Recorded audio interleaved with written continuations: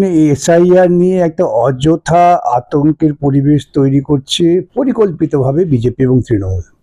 কিন্তু 2002-এ এসআইআর হয়ে যাওয়ার পর মনে থাকতে পারে মমতা বন্দ্যোপাধ্যায় অত্যন্ত অসভ্যতা করে পার্লামেন্টের বুকে হইচই করলেন কি না, পশ্চিমবঙ্গে নাকি অনুপ্রবেশকারীতে ভরে গেছে, ওইখান থেকে সূত্রপাত। তাহলে অনুপ্রবেশের তত্ত্বটা নিছক একটা অশান্তি তৈরি করার জন্য করা হয়েছিল। বিজেপি কিন্তু সেটাকে অস্ত্র করে নিয়েছে, কেন তখন তিনি বিজেপির শরিক হিসেবে এটা উত্থাপন করেছিলেন। বিহারের নির্বাচনে বিজেপি আন্দাজ করছিলেন তাদের সুবিধে হবে না, অতএব বিহারের নির্বাচনের আগে একটা আতঙ্ক তৈরি করার জন্য এসআইআর। 14টা নথি নির্বাচন কমিশনের পরিবারের লোকজন দিতে পারবেন, ভারতবর্ষের প্রধানমন্ত্রী দিতে পারবেন। ভোটার লিস্টে নাম থাকার সঙ্গে নাগরিকত্বের কোনো সম্পর্ক নেই। যে তোমার নাগরিকত্ব চলে যেতে পারে, তোমাকে দেশের বাইরে ঠেলে দেওয়া যেতে পারে। দেখছেন না শুভেন্দু চেঁচাচ্ছেন 1 কোটি কত লক্ষ নাকি বার করে দেবেন। এর আগেও বলেছি, এখনো বলছি, আপনারা কেউ আতঙ্কিত হবেন না। এই আতঙ্কের পরিবেশটা রাজনৈতিক গিমিক। আমি সাধারণ নাগরিক, আপনারা কেউ বিচলিত হবেন না। আপনাদের কারো নাম বাদ যাবে না। যারা ভোটার ছিলেন, যারা শেষ ভোটে ভোট দিয়েছেন, তাদের প্রত্যেকের নামই থাকবে। যে কোনো একটা পরিচিতিপত্র আপনার। এগুলো কেন করছে? মোদী সর্বক্ষেত্রে ব্যর্থ হয়েছেন। আন্তর্জাতিক ক্ষেত্রে মোদী আজকে বিচ্ছিন্ন। তার একমাত্র বন্ধু হচ্ছে তালিবানি আফগানিস্তান। বউয়ের সঙ্গে ঝগড়া হয়েছিল, আত্মহত্যা করছে। অ্যাফিডেভিটে রাজ্য সরকার বলছে। আধার কার্ডও আছে। আধার কার্ড না হলে তো শ্মশানে পর্যন্ত দিকে পড়াচ্ছে না আজকাল। সেই কার্ডকে মানতে হবে। নির্বাচন কমিশন নিজে কোন জালে ফাঁসছেন উনি জানেন না। অপেক্ষা করুন, দেখবেন। এসআইআর এর সঙ্গে এনআরসির কোনো আপাত সম্পর্ক নেই। নমস্কার দর্শক বন্ধুরা, ইমেজ বেঙ্গলে আপনাদের সকলকে স্বাগত। এখন চারিদিকে শুধু একটাই শব্দ, এসআইআর। আর এসআইআর নিয়ে যত তৎপরতা বাড়ছে, এসআইআর শুরু হয়ে গেছে, তত বাড়ছে মানুষের মনের প্রশ্ন। বহু মানুষের প্রশ্ন হচ্ছে যে এসআইআর চালু হয়ে গেলে তাহলে আগামী দিনে কারা যাবেন ডিটেনশন ক্যাম্পে। এই বিষয় নিয়ে একাধিক প্রশ্ন তৈরি হয়েছে, একাধিক বিতর্ক তৈরি হয়েছে। আর আমরা এই বিষয় নিয়ে কথা বলতে আজকে মুখোমুখি হয়েছি বিশিষ্ট আইনজীবী এবং মাননীয় সাংসদ বিকাশ রঞ্জন ভট্টাচার্যের। গতকাল থেকে এসআইআর এর যে ফর্ম বিলি সেটা শুরু হয়ে গেল। তো স্বভাবতই বুঝতে পারা যাচ্ছে যে এসআইআর চালু হয়ে যাচ্ছে এবং আমরা যতটুকু জানতে পারছি যে 3টি ধাপে এই এসআইআর হবে। কিন্তু সাধারণ মানুষ তো এত কিছু বুঝতে পারছেন না। তাদের একটাই প্রশ্ন যে এসআইআর চালু হলে তাদের লাভ ক্ষতি কি হবে। দেখুন, এই এসআইআর নিয়ে একটা অযথা আতঙ্কের পরিবেশ তৈরি করছে পরিকল্পিতভাবে বিজেপি এবং তৃণমূল। 2002 সালে যখন নাকি পশ্চিমবঙ্গে এসআইআর হলো, তখন কিন্তু এত উত্তেজনা হয়নি, এত উত্তাপ হয়নি। সাধারণ প্রক্রিয়ায় কাজ হয়েছে।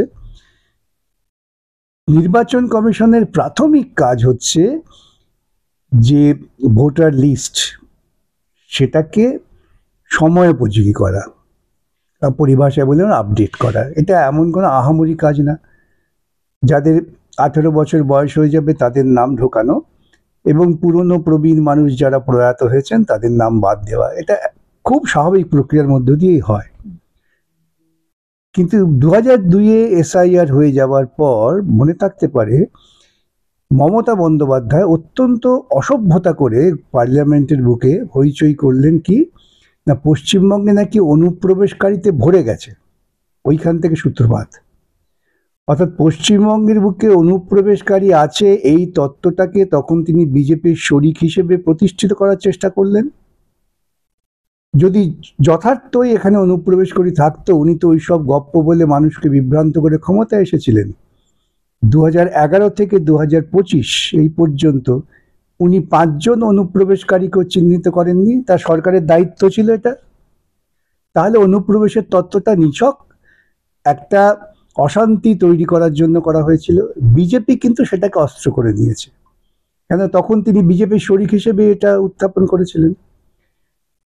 আর এই এসআইআরটা কে করছেন, কোন নির্বাচন কমিশনার, এটা ভাবতে হবে।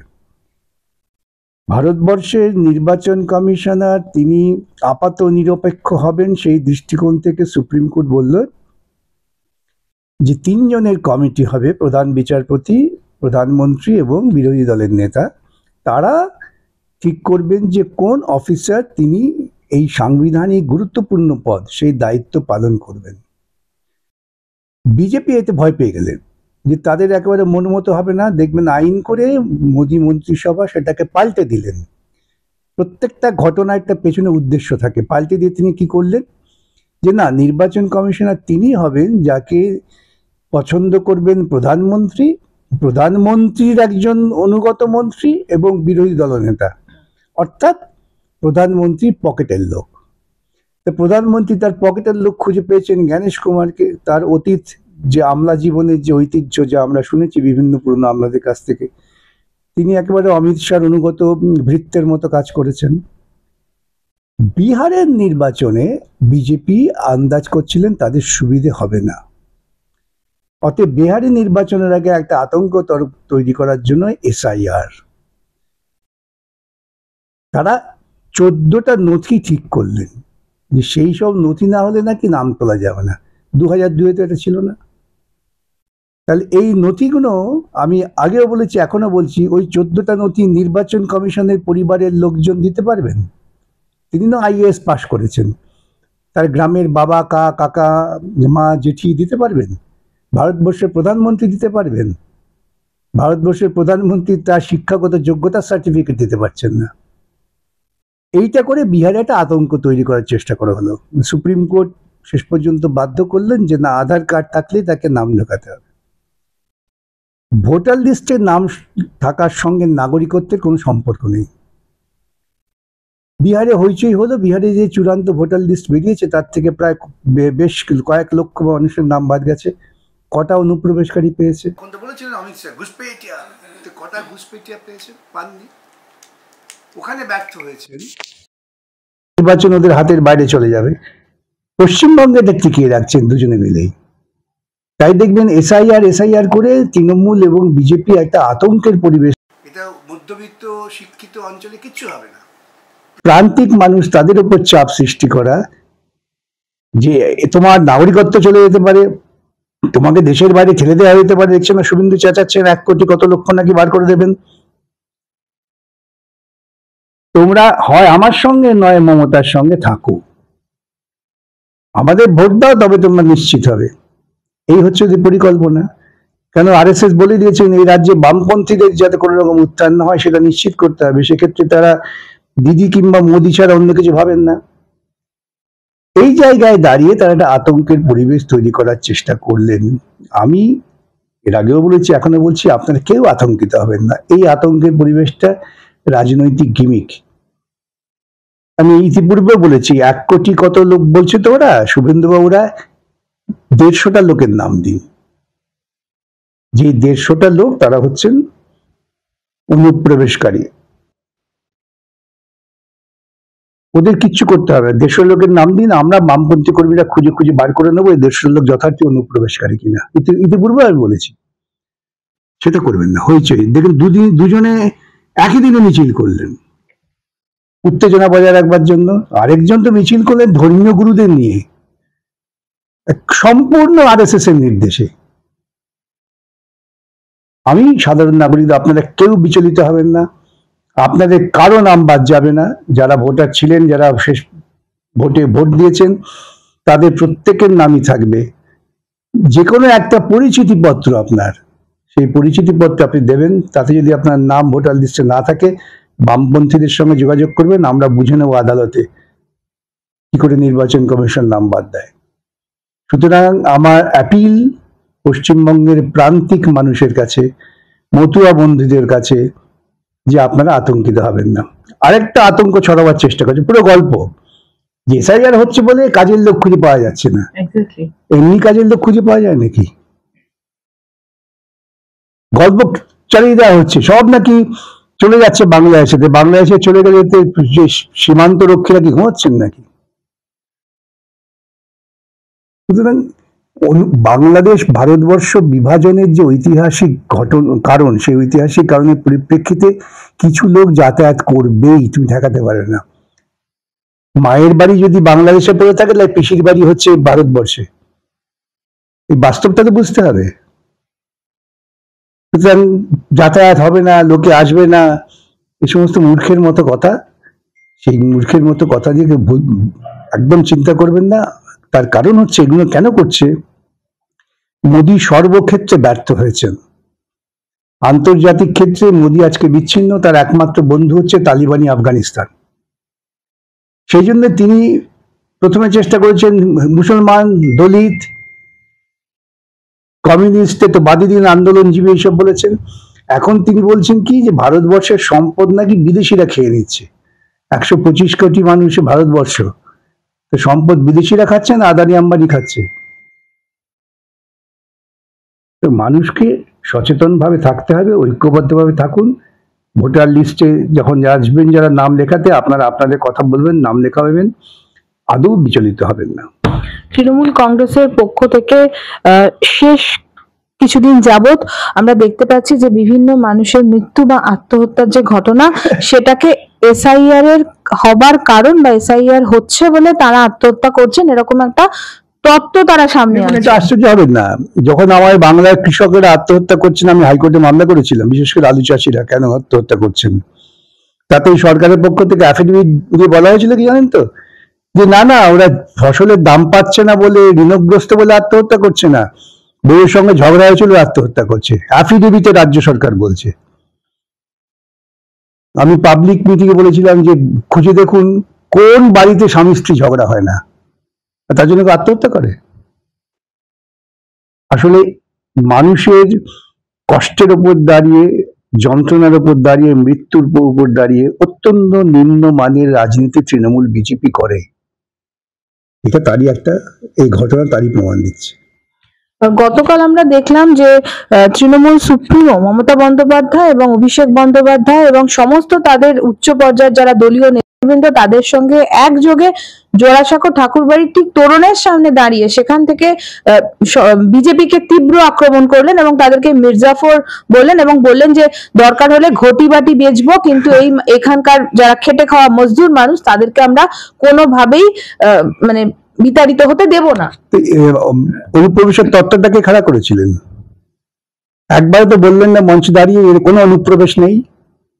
আমি তো সেটা শুনতে চেয়েছিলাম যে আমার এখানে কোনো অনুপ্রবেশকারী নেই, থাকলেও যা সামান্য সেটা দিয়ে কখনো ভোটের ভাগ্য নির্ধারণ হয় না, সেটা তো বললেন না। ঘটিবাটি বেচবেন কেন? ইলেকট্রাল বন্ডের যে কয়েক হাজার কোটি টাকা পেয়েছেন সেটা কোথায় গেল? এইসব হালকা কথা বলে সাধারণ মানুষকে উত্তেজিত করা যায়, মানুষের কোনো সমাধান করা যায় না। তুমি দাঁড়িয়ে বলুন যে আমি অনুপ্রবেশের তত্ত্ব ভুল করেছিলাম, আমি সেই তত্ত্বকে মানছি না, আমি ভুল স্বীকার করছি, কোনো অনুপ্রবেশ নেই, এইটাকে মানতে হবে। এই সত্যটাকে যখন আপনি স্বীকার করবেন না, মানুষের কাছে ক্রমাগত অসত্য কথা বলবেন, মানুষ আর আপনার কথায় বিশ্বাস করবে না, বিশ্বাস করছেও না। সেই জন্য ধর্মীয় গুরুদের নিয়ে মিছিল করতে হয়। ধর্মীয় গুরুরা তো একদিনে মিছিল করেছেন যে 100 দিনের কাজ কেন গ্রামের গরিব মানুষ পাচ্ছেন না। আমি এই সমস্ত ধর্মীয় গুরুদের জিজ্ঞাসা করি, আপনাদের নীতি নৈতিকতা বোধ কোথায় আছে? ধর্মের বোধ? গ্রামের মানুষগুলো কাজ পাচ্ছেন না, তারা পরিযায়ী শ্রমিক হয়ে চলে যাচ্ছেন অন্য রাজ্যে, সেখানে গিয়ে তাদের মৃত্যু ঘটছে বিভিন্ন কারণে। কোথায় ছিলেন এসব লোকেরা? সুতরাং এসব কথা যত আলোচনা করবেন তত ওদের নোংরা চরিত্রটা প্রকাশিত হয়ে পড়বে।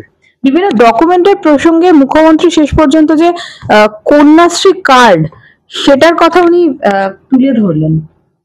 উনি আগে কন্যাশ্রী বলতে গিয়ে বলুন আমার রাজ্যে নাবালিকা মেয়ে বিয়ে বাড়ছে কেন?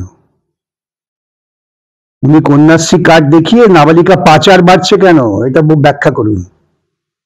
কন্যাশ্রী কার্ড দেখে ভোটার লিস্টের নাম করতে হবে না। কন্যাশ্রী তো পাচ্ছে কিশোরীরা, তাদের নাম উঠবে কি করে? 18 বছর বয়স তো হতে হবে। কন্যাশ্রী 18 বছরের উপরের জন্য?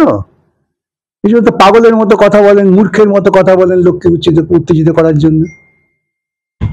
একইভাবে 2002 সালে ভোটার তালিকায় যাদের নাম নেই বা 2002 সালের ভোটার তালিকাতে যারা অন্তর্ভুক্তিকরণ যাদের হয়নি, তাহলে তাদের যে যে ডকুমেন্টস এর কথা বলা হয়েছে, সেই ডকুমেন্টস গুলো যদি তাদের কোনো কারণে না থাকে, তারা কি করবেন? দেখুন, প্রত্যেকের রেশন কার্ড আছে, আধার কার্ডও আছে। আধার কার্ড না হলে তো শ্মশানে পর্যন্ত দিকে পড়াচ্ছেন আজকাল, সেই কার্ডকে মানতে হবে। তো সুপ্রিম কোর্ট পরিষ্কার করে দিয়েছেন যে ভোটার লিস্টের নাম তোলার জন্য আধার কার্ডটাই যথেষ্ট গ্রহণযোগ্য একটি ডকুমেন্ট। বিজেপি অফিস থেকে বা তৃণমূল অফিস থেকে সার্টিফিকেট নেওয়ার কোনো দরকার নেই। প্রত্যেকটা সাধারণ মানুষ জানুন যে আপনাদের কাছে যা নথি আছে সেই নথি যথেষ্ট ভোটার লিস্টের নাম তোলার জন্য। তাহলে কি প্রকারান্তরেরা বলবেন যে 2002 এর পরবর্তীকালে ভোটার লিস্টে নির্বাচিত সমস্ত মানুষেরা ভুয়ো, তাদের নির্বাচনের বৈধতা নেই? নির্বাচন কমিশন নিজে কোন জালে ফাঁসছেন উনি জানেন না, অপেক্ষা করুন দেখবেন। সাধারণ মানুষের মধ্যে একটা ভীষণভাবে ভয় জেগেছে যে যখন বাড়িতে আসছেন, যখন নির্বাচন কমিশনের লোকেরা, বিএলওরা যখন আসছেন, যদি সেখানে কেউ উপস্থিত না থাকেন, তাদের সাধারণ মানুষের মধ্যে ভয় হচ্ছে যে তাহলে কি আমার নামটা কাটা পড়ে যেতে পারে। কখনোই না, উনি পরবর্তীকালে ওর নাম তোলার জন্য ফর্ম ফিল আপ করে নাম তুলতে পারেন।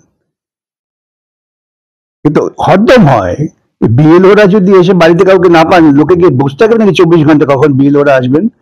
লোকে কাজকর্ম নেই? পরবর্তীকালেও তারা ফর্ম ফিল আপ করে তার নাম তুলতে পারবেন, কোনো অসুবিধা নেই। আরেকটা প্রশ্ন হচ্ছে যে তৃণমূল কংগ্রেস বলছে যে এসআইআর এর নামে এনআরসি কেই বলবৎ করতে চাইছে বিজেপি, এটা কতটা সত্যি? দেখুন, এসআইআর এর সঙ্গে এনআরসির কোনো আপাত সম্পর্ক নেই। পরবর্তীকালে ওদের অনেক পরিকল্পনা থাকতে পারে, উনি যদি বিজেপির সঙ্গে যতদিন থাকবেন এইসব পরিকল্পনা হবে। এনআরসি যদি কখনো প্রশ্ন আসে তখন তার আগে সবচেয়ে বেশি বিরোধিতা হবে সাধারণ মানুষের কাছ থেকে, বামপন্থীদের কাছ থেকে। উনি তো তত্ত্ব দিয়েছেন অনুপ্রবেশকারী, কানমলা দিয়ে বলছেন না কেন আমি ভুল করেছি? এর আগে থেকে অনুপ্রবেশ নিয়ে পশ্চিমবঙ্গে অন্ততপক্ষে মাতামাতি করেনি। সুতরাং এসআইআর একটা সাধারণ স্বাভাবিক প্রক্রিয়া, নামটা এসআইআর বলে এরা উত্তেজিত করছেন, এ নিয়ে আদৌ বিচলিত হবেন না। এনআরসি প্রশ্ন যখন আসবে তখন লড়াই করতে হবে সেই সময়কার পরিস্থিতির উপর দাঁড়িয়ে।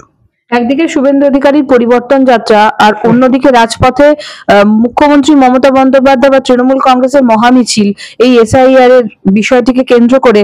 আপনি বলছেন যে এটা সম্পূর্ণ রাজনৈতিক? একেবারে এটা আগে বোঝাপড়া করে খেলা হচ্ছে।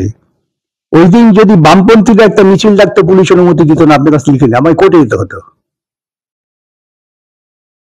যেভাবে চিত্তরঞ্জন এভিনিউ একটা অংশ ব্লক করে মুখ্যমন্ত্রী মিটিং এর অনুমতি দেওয়া হয়েছে, আমি কালকে যদি একটা বামপন্থী সংগঠনের থেকে মিছিল অনুমতি চাই, পুলিশ দেবে না। এবং বিজেপিকে ওই দিন অনুমতি পুলিশ দিয়েছে, বামপন্থীরাও দিত না। বোঝাপড়া করে মানুষ, গরিব মানুষের কাছে এমন একটা আতঙ্কের পরিবেশ তৈরি করে বলো কানে ফিস করে আমাকে ভোট দিও, তাহলে তোমার নাগরিকত্ব থাকবে। এইটাই হচ্ছে, কারণ গরিব মানুষ ওদের বিরুদ্ধে চলে গিয়েছেন, এটা ওরা দুদলই বুঝতে পারছেন। এবং গরিব মানুষ যদি স্বাধীনভাবে ভয়ভীতিহীন ভোট দেয়, তাহলে আমি আবারও বলছি এই রাজ্য থেকে তৃণমূল বিজেপি ধুয়ে মুছে সাফ হয়ে যাবে।